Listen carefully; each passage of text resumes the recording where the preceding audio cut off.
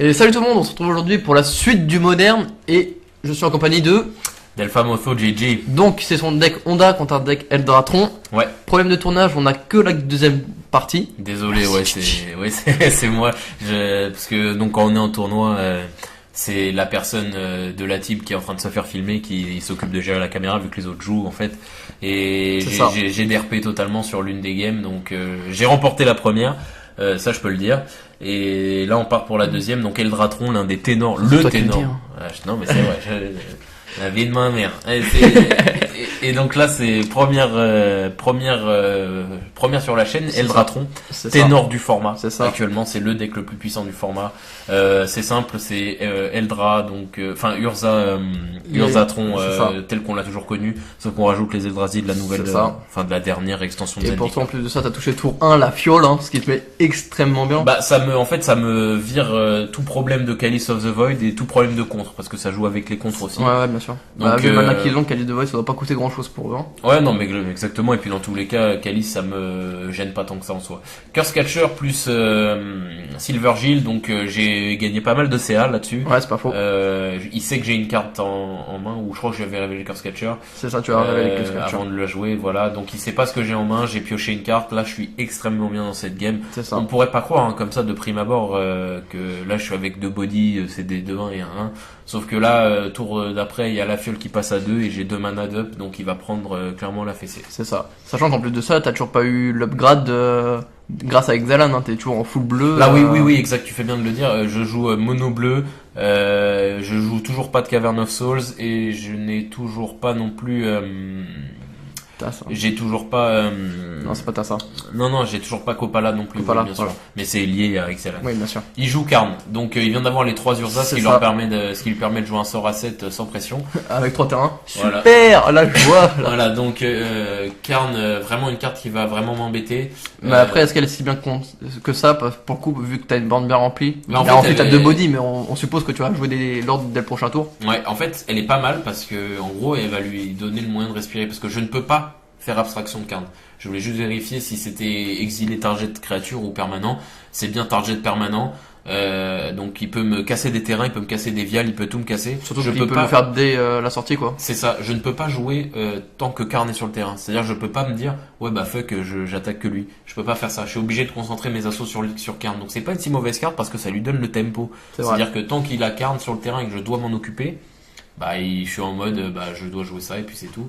Là je pose quand même de l'ordre, donc là il va commencer à parler chinois. C'est pas faux. Après si je viens de me dire le Mirror, tu aurais pas pu le jouer avant? Non, parce que souvent on me pose la question, on me dit là parce que à ce tournoi-là on m'avait dit oui mais pourquoi t'as pas fait ça? Parce qu'en fait tu ne castes pas un sort quand tu joues avec la fiole. C'est la pose. Tu la poses, donc l'ordre importe peu là pour le. Ok. Donc là je sauce sur son Karn. Il lui reste un tour de sauce pour survivre. Si là il va faire son dernier effet. Donc là je pense il y a 2 choix qui s'opèrent pour lui quand il soit il fait le -3. Voilà, soit il fait le -3, soit il augmente. Alors moi je pense qu'il va augmenter déjà parce qu'il va me niquer une ressource que j'ai dans la main. C'est ça. C'est toi qui choisis la carte qui se fait exiler normalement. Ça je sais plus. Mais dans tous les cas il me fait défausser une carte et en plus de ça il augmente le nombre d'ondas que je suis obligé de mettre sur lui pour le tuer. C'est ça. Donc pour moi ce serait le meilleur play. Mais clairement je suis très bien dans cette game. Donc on dirait qu'il est en train de faire le +4. Ouais, et je décide, du coup oui l'angle de caméra on n'arrive pas trop à voir ce que j'ai décidé de défausser. Mais je sais que t'avais une douille d'argent. Je pense pas que j'ai viré ça. Pareil, il y a un truc qui me fera toujours sourire quand je joue Merfolk en tournoi, c'est que les gens ne connaissent pas Régérer. C'est-à-dire que pour les gens qui ne jouent pas Merfolk, les gens c'est juste des ondins qui se font booster avec des +1/+1. Merfolk Régérie, c'est toujours une carte qui se fait lire. Je sais pas pourquoi, parce que c'est pas. Pourtant, elle est jouée quasiment dans tous les. Elle est jouée dans tous les décondins. C'est juste que comme c'est le seul qui a un effet un petit peu. C'est moi, ils voient 3 lignes d'effet, ils sont en mode. C'est quoi cette carte? Elle ne fait pas donner que +1/+1. C'est exactement. Oh mon dieu! C'est exactement ça. Après voilà, le match-up est vraiment en ma faveur, c'est-à-dire que lui, il a des trucs anti non basiques, land. J'ai que des basiques land. Donc ça c'est bien pour c'est ça qui est bien quand tu joues monocolore quoi. Ouais, et pareil, il y a un autre gros défaut, c'est que mes Spreading Seas le tuent. C'est ça, parce que là on voit c'est la 2 tours, mais les autres il est en un seul exemplaire, donc tu Spreading Seas une des deux autres cartes. Voilà, ça Voilà. fout le camp pour tout. Et il perd tout son mana, quoi. C'est ça, et puis Il même, passe de 12 mana à 3. c'est exactement ça. Non, il est très très sensible à Spreading Seas. Donc là, il décide de me faire ça, exiler une créature. Non, il va jouer un token. Non, il fait quoi? Il joue le Il pose token. des tokens. Ok, ça marche. Pour Chum Block, là vraiment on voit qu'il respire pas, le deck, c'est ça. il en peut plus. Le match-up est vraiment en ma faveur pour le coup. C'est aussi l'une des forces d'Ondin, c'est que Ondin gère quand même et très efficacement ce match-up qui est quand même le ténor du Tu format. penses que t'es quand même plus explosif que lui malgré le fait qu'il puisse jouer tour 3 une Wham Coil? Bah en fait encore une fois, j'en reviens à ce que je disais, c'est que mon deck il subit pas sa pression et lui la mienne par contre il a subi de plein fouet. Complètement. C'est-à-dire que moi la moindre Spreading 6 que j'ai, Mhm. il suffit qu'il galère à toucher un land, il est trop mal. Alors C'est vrai que toi la Spreading 6 le termine plutôt pas mal, quoi. voilà, en plus ma Spreading 6 en plus de le mettre mal me fait piocher, enfin vous connaissez Spreading C'est ça. 6. D'autant plus qu'il faut savoir que sur ce tournoi là t'en avais que 2 des Spreading 6 dans le deck. Ouais, j'avais encore, oui, tu fais bien de le préciser, j'avais pas encore acheté le playset de Spreading 6, ce qui est chose faite au jour d'aujourd'hui où la rouge casse. Donc voilà, il joue Endbringer, c'est l'un des Eldrazi très classiques Du deck, hein. du deck. Il suffit de regarder sur MTG Top 8. Hein. Ouais, voilà, les listes elles sont toutes pareilles. Hein. Voilà, c'est ça, exactement. Et c'est un deck très puissant, donc c'est legit. Oui, bien sûr. Qui reste comme ça. Je le disloque instantanément parce que je touche pas l'une de mes deux Spreading 6. J'ai senti le manque du Spreading 6 dans ce Quand même. tournoi. Bah, en plus ça te fait une carte un peu recyclée, quoi. C'est C'est une carte parfaite. Elle me donne l'Iceland. elle donne Icehold, donc ça permet de passer à travers et Elle fait du mana des et en plus de ça, elle donne la pioche, quoi. Et elle fait piocher. Enfin, c'est juste donc une carte. ta carte est 100% recyclée, quoi. Voilà. Les gens ont du mal quand ils jouent contre Merfolk. Moi, je commence à avoir une certaine expertise du deck. Ouais, bah bien sûr. Les gens ont du mal à comprendre que les meilleures cartes du deck, c'est pas Lord of Atlantis ou machin, c'est juste Silvergill Adept Et le Mero. et non, pas Mero, Silvergill Adept et Spreading Spreading Seas. Seas. C'est mes deux meilleures cartes. C'est des cartes qui font quelque chose en plus de me faire piocher. Et les bons joueurs sont ceux qui, quand ils doivent me défausser une carte, vont pas me défausser un Lord, mais me défausser un Silvergill. Ouais, bah bien sûr, parce que le Silvergill, si tu poses avec ta fiole, t'as même pas besoin de révéler une carte, donc Ouais, c'est ça va juste te une faire 2-1 piocher, qui quoi. fait piocher et qui va devenir une 3-2, puis une C'est 4-3, puis Fracasseur de réalité aussi, une carte très très classique. Là, Pour 5, 5, 5, célérité piétos, c'est Voilà. pratique, hein. Sauf qu'il y a un moment, t'as plus que 4 points de vie, frérot, et que en face de toi, il y a une infinité C'est d'attaquants. Toi, Donc, t'as une créature, moi 6 attaquants, que fais-tu?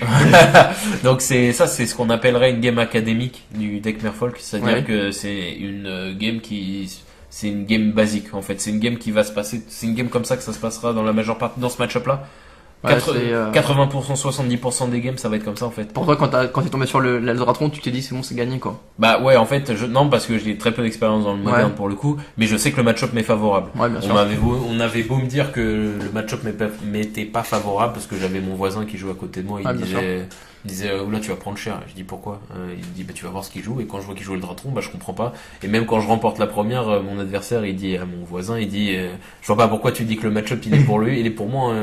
Il dit ça go wild, ça subit pas mes pressions. Ouais, bah ouais, c'est pour ça. C'est en fait. Je pense que le deck, malgré sa rapidité, il est quand même inférieur à la tienne. Largement inférieur à moi. Ondin est très sous-estimé.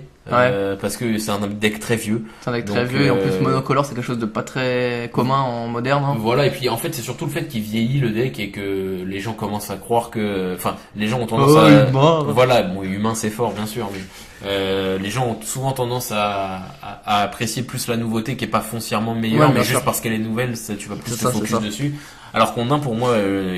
bon, je dis aussi parce que je le joue, mais pour moi c'est une source sûre. Sur ce tournoi, j'ai perdu un seul match, quoi. C'est ça, c'est ça. Sur 6. Donc franchement, c'était vraiment facile pour moi de rouler sur ce genre de top tier du format.